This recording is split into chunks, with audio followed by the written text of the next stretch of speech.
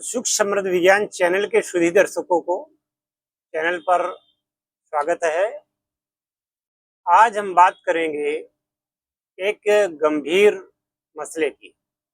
जी हाँ, बात करने जा रहे हैं तंत्र में एक विधा है वशीकरण। तो इस वशीकरण के संबंध में मैं आपको बताना चाहता हूँ। ऐसा लोग मानते हैं कि किसी मंत्र के द्वारा, किसी तंत्र के द्वारा वशीकरण किया जा सकता है। तो आज इसकी सच्चाई बताते हैं। वशीकरण का अर्थ यह लगाया जाता है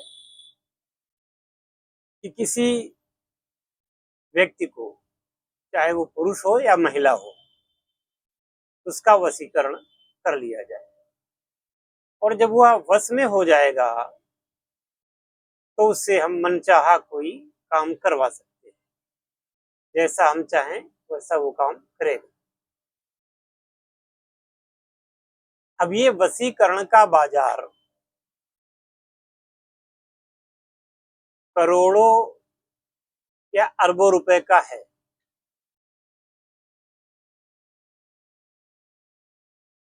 करोड़ों अरबों रुपए खर्च करके हमारी जनता वशीकरण के चक्कर में पड़ी रहती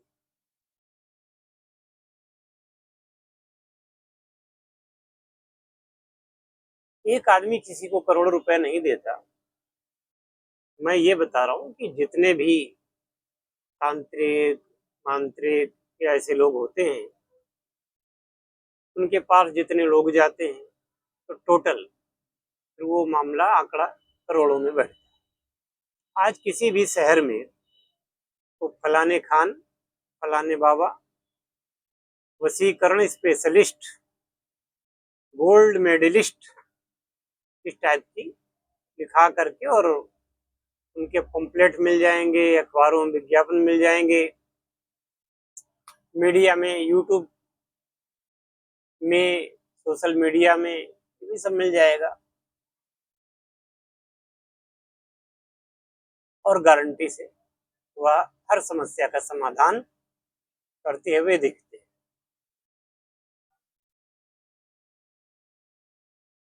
पर क्या ऐसा संभव है? अभी 1-2 साल पहले मैंने एक वीडियो देखा था जिसमें वॉइस में किसी व्यक्ति ने एक वीडियो यूट्यूब पर अपलोड किया था कि उसने किसी ऐसे व्यक्ति को फोन किया कि आप फला बाबा बोल रहे हैं? बोले हाँ, मुझे वशीकरण करवाना है। उसने कहा कि हाँ, करते हैं, सच में हो जाएगा, हो जाएगा, जैसा चाहो वैसा हो जाएगा, वो आदमी आपका गुलाम बन जाएगा। तो रुपया कितना लोगे? तो उसने ऐसे ही रुपया बता दिया, कुछ हजार रुपए। कितने दिन में हो जाएगा? बस आप रुपए डाल दोगे, फिर हम आपकी ताबीज बना देंगे, हो जाएगा। तो बोले कि क्या करना पड़ेगा? बोले रुपया बताना, डालना पड़ेगा और नाम डालना पड़ेगा, नाम बताना पड़ेगा। तो उसने नाम बताया भारत के प्रधानमंत्री का, नरेंद्र मोदी जी। तो इतना सुनते ही वो तांत्रिक बौखला गया, बोला साले तू मरवाएगा मुझे। उसने कहा नहीं, आप हमसे पैसा 2 गुना 3 गुना ले लीजिए, 4 गुना ले लीजिए, लेकिन कर दीजिए। तो उसने कहा फोन बंद करो, फोन रखो, अच्छा टाइम बर्बाद कर रहे हो। तो उसने कहा भाई अगर वशीकरण है तो करिए, क्यों नहीं करते? तो उसने उसको भला बुरा कह करके और फोन काट दिया। यही सच्चाई है। वशीकरण के नाम पर लोग लूटते रहते हैं और इसमें महिलाएं ज्यादा होती हैं। महिलाएं, कहीं उसको सास का वशीकरण कराना है, कहीं सास को बहू का कराना है, पति को पत्नी का कराना है, पत्नी को पति का कराना है, या किसी को दूसरे की स्त्री का कराना है, किसी दूसरी स्त्री को दूसरे के पुरुष का कराना है, यह है खेल चला करता है। क्योंकि समाज में अच्छे लोग भी होते हैं और बुरे लोग भी होते हैं। लाभ ऐसे लोगों को हुआ करता है जो लोग यह काम करते हैं। उससे कभी पूछना कि जो तुम दूसरों का वशीकरण करते हो, तुम्हारी पत्नी तुम्हारे वश में है क्या? कभी आप पूछे होंगे, कभी पूछा। लेकिन जब आदमी स्वार्थ में अंधा होता है तब वो ये सब नहीं दिमाग लगाता। वो बस केवल ये देखता है कि बस मेरे जो काम है वो पूरे हो जाए, उसकी हवस पूरी हो जाए, बस वो ये सोचता है। इसी प्रकार से एक और खबर आई थी। वो खबर में ये था कि एक तांत्रिक था, वो जाति धर्म भी उसमें था, लेकिन मैं नहीं बताऊंगा। मैं किसी जाति धर्म का उपास नहीं कराना चाहता, न करता। तो कुल मिला के वो तांत्रिक था और उसके पास एक व्यक्ति आता था तो वो कहता था कि बाबा जी, वो मुझे एक वशीकरण कराना है। तो उसने कहा कि इतने रुपए दो, मैं तुमको एक ताबीज बना देता हूँ और जिस औरत को चाहोगे वो बस में हो जाएगी। उसने उसको पैसे दिए, पैसे दे के ताबीज ले गया। पता चला 3 दिन बाद वो तांत्रिक की ही पत्नी को लेके भाग गया। तो उसमें बड़ा वो हुआ था कि बोले कि वो वास्तव में ताबीज में तो शक्ति है बाबा जी की। तो ऐसे भी आते हैं। अगर वह व्यक्ति अपनी ही पत्नी का वशीकरण नहीं कर पाया, उसकी पत्नी दूसरे के साथ भाग गई, तो ऐसे लोगों के पास जाने वाले कितने मूर्ख होते हैं, कितने बेवकूफ होते हैं। अगर वशीकरण होता भी हो तो क्या इतना सरल हो सकता है?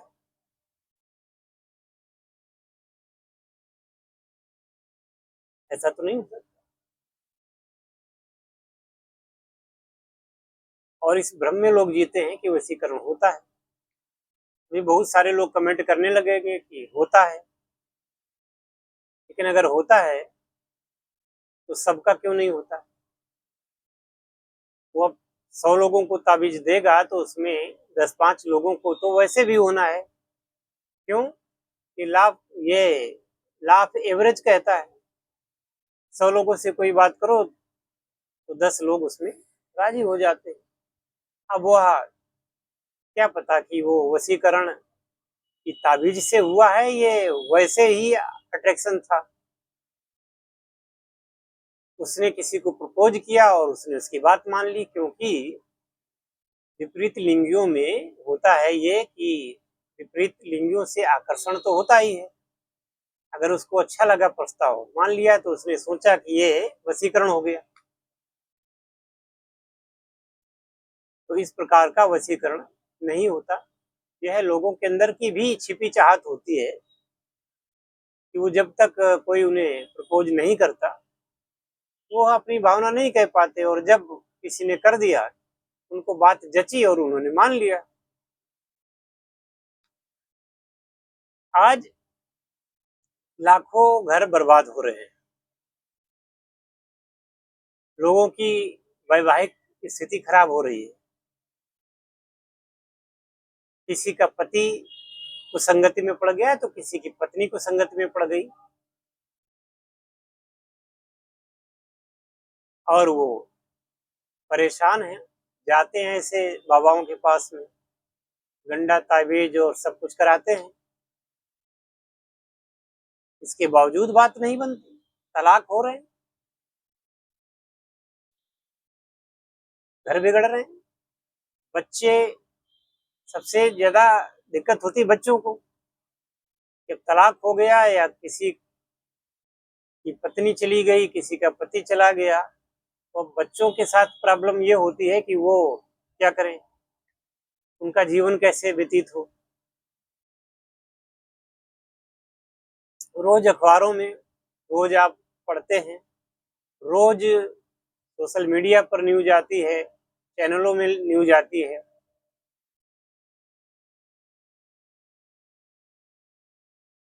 तो यह है, इस प्रकार की समाज में सब कुछ चल रहा है, तो अगर ये लोग संभाल लेते तो क्यों नहीं संभाल पाते। हाँ, एक चीज मैंने देखा है कि जो हिंदू तांत्रिक होते हैं, उनमें एक बात तो देखी कि उनसे जब आप अनैतिक संबंधों के लिए तंत्र की बात करें, वह 90% मना कर देते हैं और आपको सीख भी देते हैं, ये गलत है, ऐसा मत करो। इसमें तो उनकी तारीफ करनी चाहिए, लेकिन और भी लोग हैं, उनके पास कैसा भी जाओ, वो कह देते हैं आप बस पैसा दो, आपका काम हो जाएगा। मैं किसी के धर्म का नाम नहीं ले रहा हूं, लेकिन आप लोगों ने, बहुत सारे लोग भोगी होंगे जिनको ऐसा अनुभव हुआ होगा। आशा करता हूं इस वशीकरण की सच्चाई को आप समझ गए होंगे और कोशिश ये करें कि अगर घर में कोई झगड़ा, लड़ाई या मनमुटाव है, तो आप बातचीत के माध्यम से, और ऐसा नहीं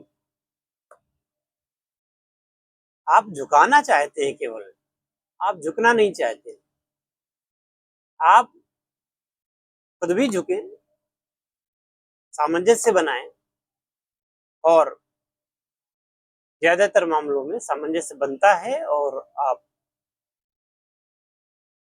अच्छी जिंदगी गुजार सकते हैं।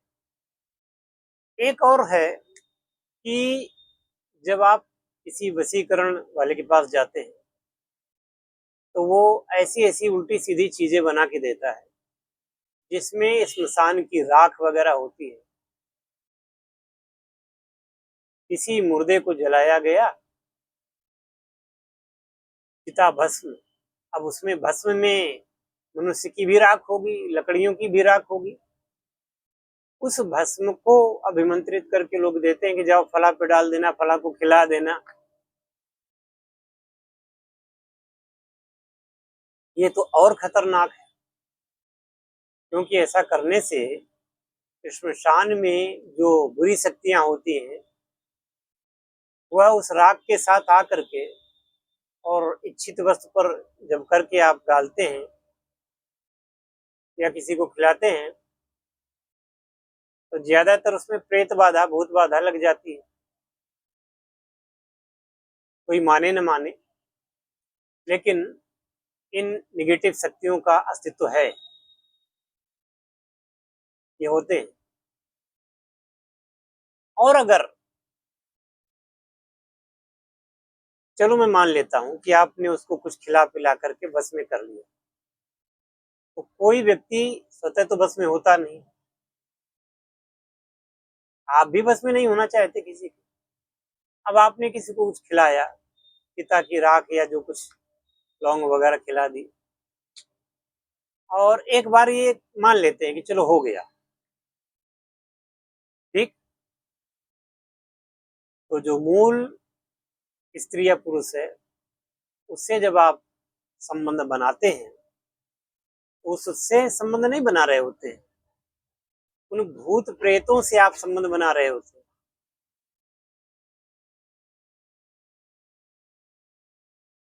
क्योंकि उनकी भी वासना होती है, वो उस व्यक्ति पर कब्जा करके अपनी वासना की पूर्ति करते हैं, और जब वो है उसका प्रभाव समाप्त होता है, तो उस व्यक्ति को बड़ा ही बाद में कष्ट होता है कि मैंने ऐसा क्यों किया। तो ये वीडियो इतनी देर मैंने आपको बताया, उसका एक ही संदेश है मेरा कि वशीकरण एक ये पाप कर्म है, ये कोई अच्छा कर्म नहीं है। करने वाले और करवाने वाले दोनों पाप के भागी होते हैं, और महर्षि दयानंद सरस्वती जी ने कहा है कि खटकर्म करने वाले ये महा पामर होते हैं।